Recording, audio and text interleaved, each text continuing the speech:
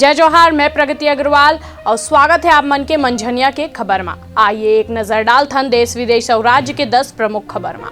25 नवंबर के प्रधानमंत्री कर ही नोएडा एयरपोर्ट के शिलान्यास। भाजपा के दिग्गज नेता लाल कृष्ण आडवाणी का जन्मदिन आज, बधाई देवर घर पहुंचे पीएम मोदी।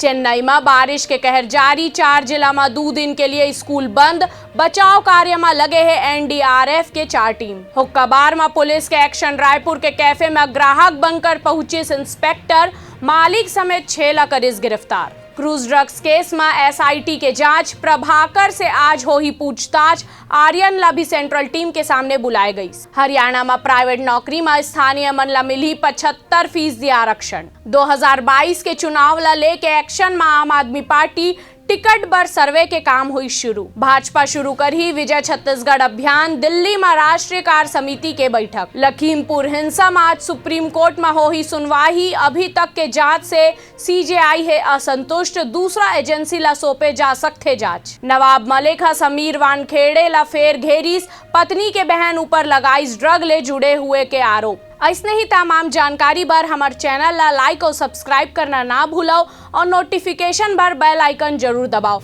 आप मन देखत हो न्यूज़ प्लस 21 आप मन के हक के बात।